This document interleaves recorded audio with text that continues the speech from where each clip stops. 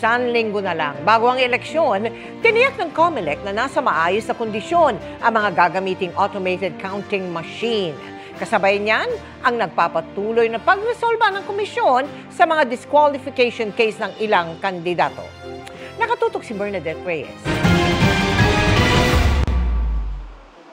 10 balota ang isa-isang sinubukang i-feed sa automated counting machine o ACM sa Pateros Elementary School. Bahagi ito ng final testing and sealing ng mga ACM na gagamitin sa eleksyon. Inaalam natin may problema ba ang makina? May kulang ba sa mga pinadalang gamit dito? Sa part ng COMELEC, ang purpose namin dito ay kung ano yung kulang, kung anong dapat palitan, kung mismong buong makina ay dapat palitan o yung mismong SD card ay dapat palitan. Paglilinaw ng COMELEC, hindi pa counted ang mga botong ipinasok sa ACM. Sa gitna ng testing ang isang papel, hindi agad tinanggap ng makina. Ano lang yon, jam?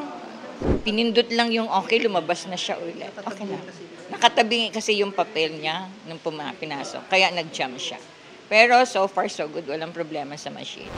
Ayon sa COMELEC, mahalaga ang final testing at sealing ng mga automated counting machines para makapag-generate ng initialization report kagaya nito na nagpapakita na 0 o wala pang boto para sa lahat ng posisyon.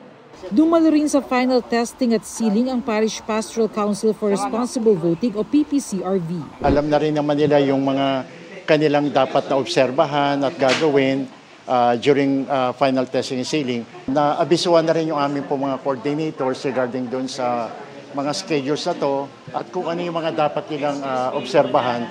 Sakali magkaaberya ang mga makina, may mahigit 100 repair hubs sa bansa at naka-standby na 16,000 ACM na maaaring gamiting kahalili. Itatago ang mga ACM sa ligtas na lugar pagkatapos matest at maselyuhan. Pababantayan yan hanggang sa mismong madaling araw ng Lunes ng Mayo 12. Wala na pong alisan ng mga magbabantay na PNP or AFP personnel para protektado at sigurado na nababantayan. 10 araw bago ang eleksyon, nasa 242 na ang napadalhan ng COMELEC ng show cause order dahil sa iba't ibang paglabag sa election rules at maaari pa raw madagdagan.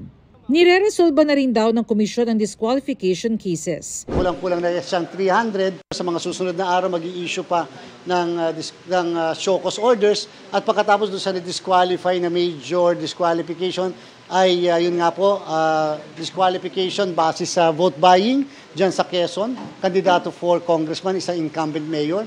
Para sa GMA Integrated News, Bernadette Reyes, Nakatutok, 24 Oras.